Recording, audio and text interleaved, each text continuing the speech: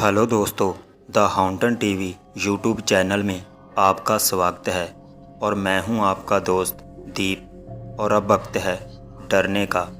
दोस्तों, आज मैं आपको डराने के लिए फिर से लेकर आया हूं बहुत ही डरावनी और सच्ची कहानी। तो खुद भी सुनिए और अपने दोस्तों के साथ भी शेयर करिए और डरिए मेरे साथ यानी दीप के साथ। दोस्तों, ये कहानी है एक वकील महिला की। ये घटना उसके साथ तब घटी जब पूरे देश में लॉकडाउन लगा हुआ था। मैं सुगंधा पेशे से वकील हूँ, डाइवोर्स केस लेती हूँ। आज के समय में जब महामारी इतनी फैल गई है तो मैं कोर्ट कम ही जाती हूँ। ज़्यादातर क्लाइंट से ऑनलाइन ही संपर्क करती हूँ। लॉकडाउन खुलने के बाद कुछ पेचीदा केस के लिए कोर्ट जाने लगी। एक रोज़ मेरे कैबिन के बाहर एक अजीब सा मास्क पहने हुए एक आदमी खड़ा था। उसका मास्क गजब का डरावना था। ऐसा लग रहा था जैसे कोई ड्रैकुला खड़ा हो जो अभी सबका खून पी जाएगा। और उसकी आंखें तो लग भी वैसी ही रही थी, एकदम लाल, जैसे वाकई में इनमें खून उतर आया हो।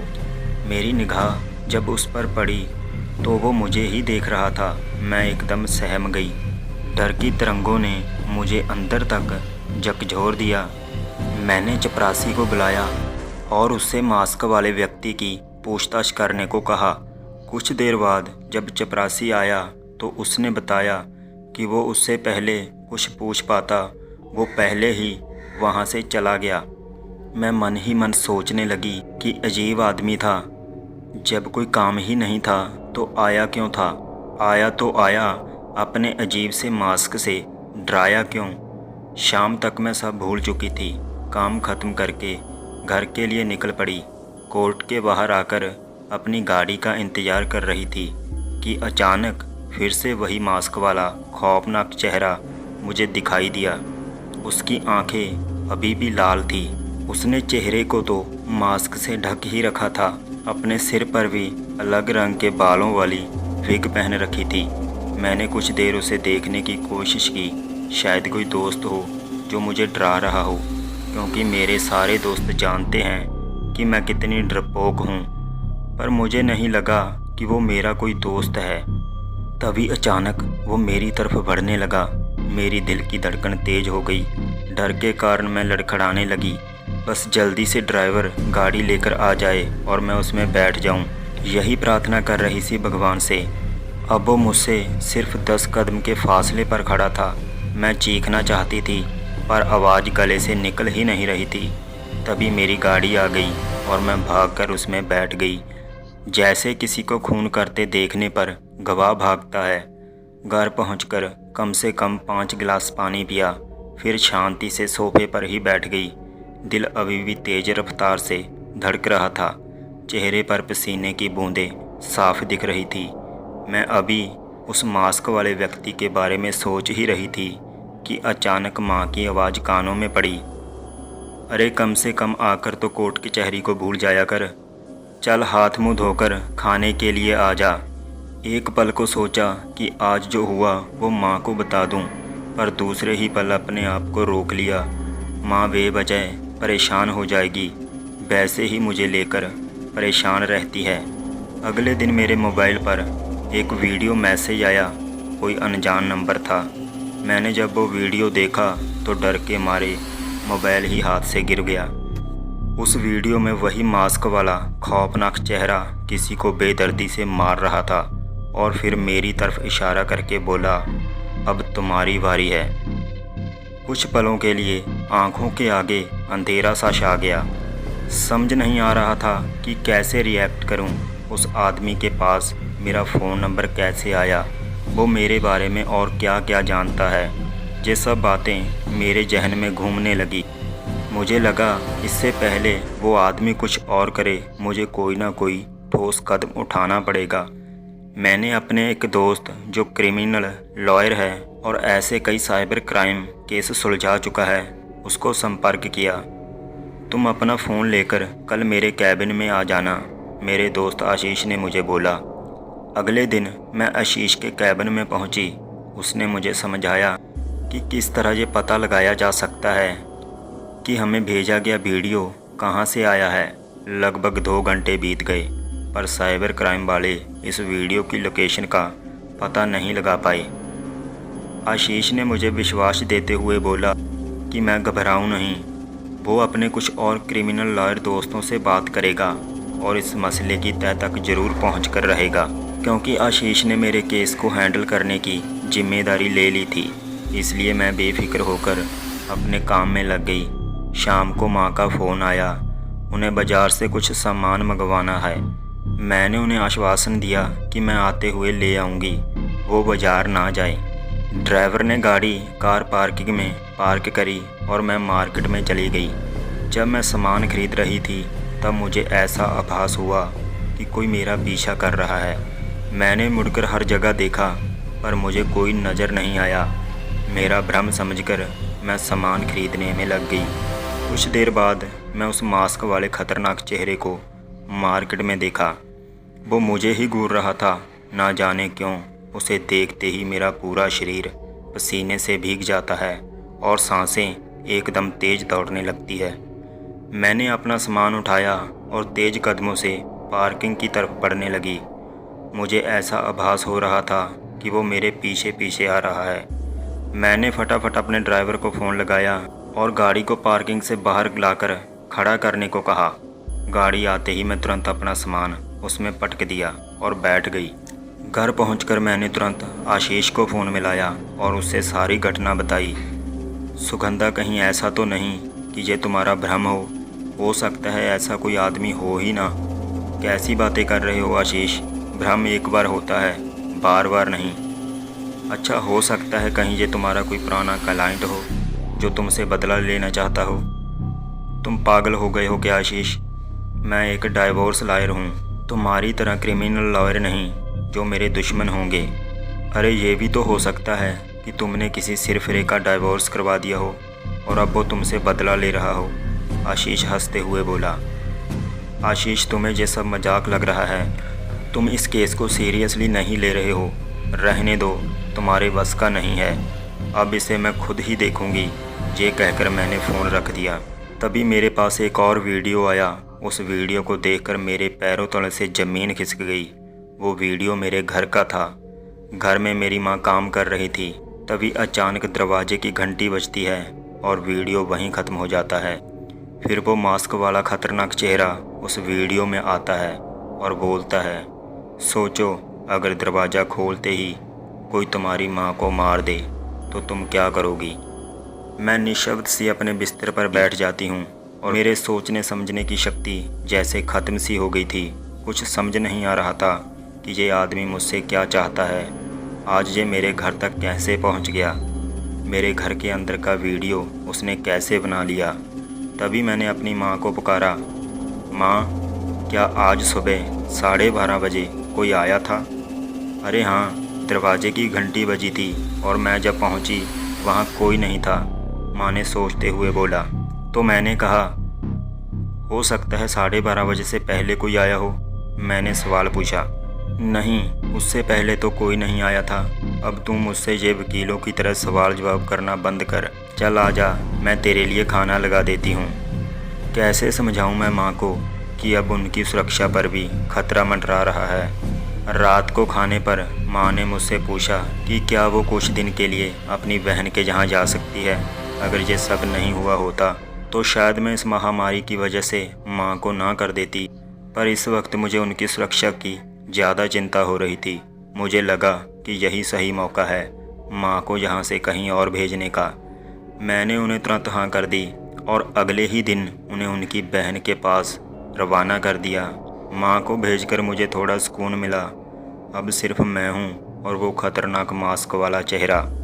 माँ के जाने के बाद कुछ दिन बहुत शांति से गुजरे। मुझे वो चेहरा कभी नहीं नजर आया। मुझे लगा कि शायद आशीष सही कह रहा था कि ये मेरा भ्रम है या फिर कोई मुझसे मजाक कर रहा था। शनिवार का दिन था और कोर्ट में बहुत सारा काम बचा हुआ था।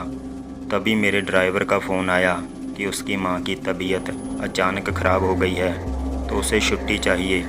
मैंने उसे छुट्टी दे दी। अब मुझे खुद ही गाड़ी चलाकर घर जाना था। शाम होते होते सारा दफ्तर खाली होने लगा, पर मेरा काम अभी तक बाकी था। रात के 9:30 बजे मैंने अपना काम ख़त्म कर लिया। मैं अपना काम ख़त्म कर निकली तो देखा कैबिन के सारे दरवाजे बंद हो चुके थे। ज़्यादातर वकील जा चुके थे, सिर्फ 1-2 लोग ही बचे थे। अब मैं कार पार्किंग की तरफ बढ़ने लगी। कार पार्किंग को इतना खाली कभी नहीं देखा था। सिर्फ जहाँ जहाँ कार खड़ी थी वहीं लाइट जल रही थी, बाकी जगह लाइट भी बंद हो गई थी। मेरा दिल ज़ोरों से धड़कने लगा। मुझे फिर से उसी डर का आभास हुआ। तभी मुझे वहाँ किसी की सीटी बजाने की आवाज़ आई। मैं एक क्षण रुकी और फिर तेज़ कदमों से अपनी कार की तरफ भागने लगी। जैसे जैसे मैं अपनी कार की तरफ पहुँच रही थी, वैसे वैसे वो सीटी तेज़ होती चली जा रही थी। मेरे हाथ पैर फूलने लगे, मेरी सांसें रुकने लगी। मुझे समझ नहीं आ रहा था कि अब मैं क्या करूं। कार पार्किंग में इधर उधर नज़र दौड़ाकर देखा, कोई भी नहीं था। चौकीदार भी शायद चला गया था। खौफ मेरे चेहरे पर साफ दिखाई दे रहा था। पसीने से मेरा पूरा शरीर भीग चुका था, पैर भी लड़खड़ा रहे थे। फिर मैंने मन में सोचा कि आज तो मुझे इस डर का सामना करना ही पड़ेगा। मैं वहाँ रुकी और अपने अंदर हिम्मत जुटाकर बोली, कौन हो तुम और सामने क्यों नहीं आते? आज या तो तुम रहोगे या मैं नहीं रहूँगी। तभी अचानक वो मास्क वाला खतरनाक चेहरा मेरे सामने सीटी बजाता हुआ आकर खड़ा हो गया। उसे देख मेरे मुंह से हल्की सी चीख निकली, पर फिर मैंने अपने आप को संभाल लिया और उससे पूछा कि उसे मुझसे क्या चाहिए। मैंने उसका ऐसा क्या बिगाड़ा है जो वो मेरे पीछे पड़ा हुआ है? तुमने तो मेरी ज़िंदगी ही उजाड़ दी और अब पूछ रही हो कि तुमने मेरा क्या बिगाड़ा है और मैं क्यों तुम्हारे पीछे पड़ा हूँ। तुम्हारी वजह से आज मेरे बच्चे मेरे पास नहीं हैं। मेरी वजह से? मैं कुछ समझी नहीं। कौन हो तुम? मैंने कभी किसी के बच्चे को उससे जुदा नहीं किया। हाँ, तुम्हारी ही वजह से आज मैं अपने बच्चों को देखने के लिए भी तरस गया हूँ। तुमने ही मेरा और मेरी पत्नी का डाइवोर्स केस लड़ा था, जिसे वो जीत गई और मेरे बच्चों की कस्टडी भी मुझे नहीं मिली। तुमने बहुत बड़ा पाप किया है और इस पाप की सज़ा मैं तुम्हें ज़रूर दूंगा। उसने जेब से चाकू निकालते हुए कहा। ये क्या कह रहे हो तुम? कौन से केस की बात कर रहे हो? और इस चाकू को अंदर रखो, तुम मुझे ऐसे डरा धमका नहीं सकते, मैंने हिम्मत जुटाते हुए कहा। तो उसने कहा, तुमने पिछले साल शालिनी आहूजा का केस लड़ा था, मैं उसका पति हूँ। हाँ, मैंने लड़ा था उसका केस। उसका पति उसे बहुत मारता पीटता था और उसे पैसे भी मांगता था, इसलिए मैंने उसका केस लड़ा था। ये सब झूठ था। क्या तुमने कभी सच जानने की कोशिश की थी? बस जो शालिनी ने तुमसे कहा तुमने वही मान लिया। कभी ये नहीं सोचा कि सिक्के का दूसरा पहलू भी हो सकता है। कभी मुझसे बात करने की कोशिश करी होती तो पता चलता कि सच क्या था। अच्छा, तो तुम ही बता दो सच क्या था, मैंने पूछा। वो आदमी दूसरी गाड़ी के बम्पर पर बैठ गया और मुझे भी अपनी गाड़ी पर बैठने को कहा। जब मैं नहीं मानी तो उसने मुझे चाकू से डराया।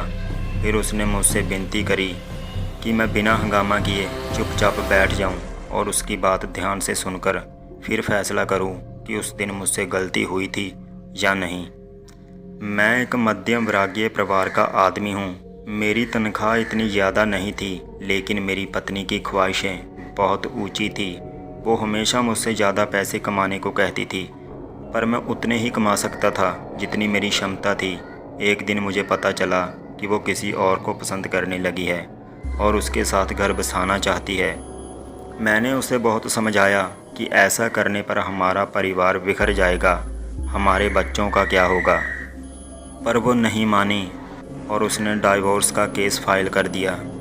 उसने तुम्हारे ज़रिए ये सब साबित कर दिया कि मैं उसे पैसों के लिए परेशान करता हूँ और मारता पीटता हूँ। तुम्हारी मदद से उसे डाइवोर्स भी मिल गया और मेरे बच्चों की कस्टडी भी तुमने उसे ही दिला दी। तुमने मुझ पर इतने घिनौने और झूठे आरोप लगाए, मेरा उस कॉलोनी में रहना मुश्किल हो गया। सब यही सोचने लगे कि मैंने ही शालिनी के साथ बुरा बर्ताव किया होगा। मुझे कितनी शर्मिंदगी उठानी पड़ी, तुम्हें इस बात का अंदाज़ा भी नहीं है। तभी मैंने सोच लिया कि इस बात का बदला मैं तुमसे लेकर रहूँगा। अपने बच्चों से बिछड़ने का डर और अपने नाम खराब होने का डर क्या होता है, ये मुझसे बेहतर और कोई नहीं जानता। ये सब तुम्हें समझाना बहुत ज़रूरी था। मैं तुम्हें इतना डराना चाहता था कि तुम्हारी सांसें रुक जाएं। अगर मैंने या शालिनी ने तुम पर झूठे इल्ज़ाम लगाए थे तो तुमने कोर्ट में उन्हें झूठा साबित क्यों नहीं किया? तुम तो शायद कोर्ट भी नहीं गए थे। अगर मैं शालिनी के इल्ज़ाम को झूठा साबित करता तो उसकी बहुत बेइज्जती होती। वो दुनिया में कहीं मुंह दिखाने के लायक नहीं रहती। मेरे पास सारे सबूत थे, पर मैं उन्हें दिखाकर मैं अपने परिवार की बदनामी नहीं कर सकता था। और यदि ये सच सामने आ जाता तो शालिनी का एक घिनौना रूप भी सामने आ जाता। तुम्हारे मुताबिक मैं शालिनी को मारता पीटता था, पर जब मुझे सच्चाई का पता चला और मैंने शालिनी को ये कदम उठाने को रोका तो जो उसने किया वो शायद इंसानियत और मानवता के विरुद्ध था। ये कहकर उसने अपना मास्क उतारना शुरू करा। जैसे ही उसने मास्क उतारा, मेरे मुंह से एक दर्द की चीख निकल पड़ी। उसका आधा चेहरा जला हुआ था। मेरे डिवोर्स पेपर पर साइन ना करने पर शालिनी ने मेरे साथ ये किया, उसने अपने चेहरे की तरफ संकेत करते हुए कहा। मैं हैरानी से उसे देख रही थी। मेरी आंखों से आंसू रुक नहीं रहे थे। आज मुझे अपने ऊपर बहुत ही गलानी महसूस हो रही थी। क्यों मैंने शालिनी की बात पर आंख मूंद कर विश्वास किया? क्यों मैंने एक बार भी ये नहीं सोचा कि मुझे सच्चाई की तह तक जाना चाहिए? मेरी वजह से इस आदमी ने कितने दुख भोगे होंगे, कितने दर्द सहे होंगे। आज मुझे अपने वकील होने पर अफसोस हो रहा था, क्योंकि वकालत की डिग्री लेते वक्त मैंने एक कसम खाई थी कि मैं कभी भी किसी निर्दोष को सज़ा नहीं होने दूंगी। कुछ देर के लिए हम दोनों शांत बैठे रहे। फिर वो आदमी उठा और बोला, मैं चाहता तो शायद बहुत कुछ कर सकता था, पर मैं ऐसा करना नहीं चाहता था, क्योंकि कहीं ना कहीं मुझे ये एहसास था कि तुम सिर्फ अपना काम कर रही थी। मेरी तुम्हारी कोई पर्सनल दुश्मनी नहीं थी, बस तुम्हें ये एहसास दिलाना ज़रूरी था कि डर कितना बड़ा खौफ है। आज लोग मेरा चेहरा देखकर डर जाते हैं। मैं जहाँ भी जाता हूँ सब मुझसे दूर भागते हैं। कोई मुझे नौकरी देने को तैयार नहीं। मेरी ज़िंदगी बर्बाद हो गई और उसकी एक वजह तुम हो। ये कहते हुए उसकी आंखें नम हो गई। मुझे माफ़ कर दो। आज मुझे अपने वकील होने पर बेहद अफसोस हो रहा है। मुझे एक मौका दो। मैं तुम्हारी ज़िंदगी फिर से सुधारना चाहती हूँ। मैं ये केस फिर से ओपन करना चाहती हूँ। अब शालिनी को उसके कर्मों की सज़ा मिलकर रहेगी। तुम्हारे पास जो भी सबूत हैं वो मुझे दे दो। मैं वादा करती हूँ तुम्हारे बच्चों की कस्टडी मैं तुम्हें वापस दिलाकर ही रहूँगी। मैंने उसे सोमवार को सुबह सारे सबूतों के साथ अपने ऑफिस में आने को कहा। उसने मेरी बात मान ली और वहाँ से चला गया। सोमवार को मैं उसका बेसब्री से इंतज़ार कर रही थी। जब वो आया तो मैंने उसे सारे सबूत मांगे, पर उसने मुझे देने से मना कर दिया और बोला, अब मुझे मेरे बच्चों की कस्टडी नहीं चाहिए। पर क्यों? तुम तो अपने बच्चों के लिए तड़फ रहे थे। अब क्या हुआ? तुमने अपना इरादा क्यों बदल दिया? क्या तुम पर कोई दबाव है? मैंने हैरान होकर पूछा। कल मैं शालिनी के घर गया था। सोचा था कि एक नज़र बच्चों को देख लूँगा और अगर मौका लगा तो उनसे मिलकर उन्हें बता भी दूँगा कि जल्द ही वो मेरे पास वापस आ जाएंगे। पर वहाँ पहुँचकर मैंने जो देखा उसने मुझे सोचने पर मजबूर कर दिया कि कहीं मैं बच्चों की कस्टडी वापस लेकर गलत तो नहीं कर रहा हूँ। क्यों? ऐसा क्या देखा तुमने? मेरे बच्चे बहुत ही खुशी से अपने नए पापा की गोद में खेल रहे थे। उनके पास सुख सुविधा की बहुत सी चीज़ें मौजूद थी जो मैं उन्हें कभी नहीं दिला सकता था। वो इतने खुश थे कि शायद उन्हें मेरी याद भी नहीं आती होगी। मैं नहीं चाहता कि मैं उनसे वो सब छीन लूँ। इतना स्वार्थी नहीं हूँ मैं। ये कहकर वो रोने लगा। मेरे भी आंसू थम नहीं रहे थे। ऐसा कहा जाता है कि ममता केवल माँ के हृदय में होती है, पर यह सच नहीं है। ममता एक पिता के दिल में भी छुपी होती है।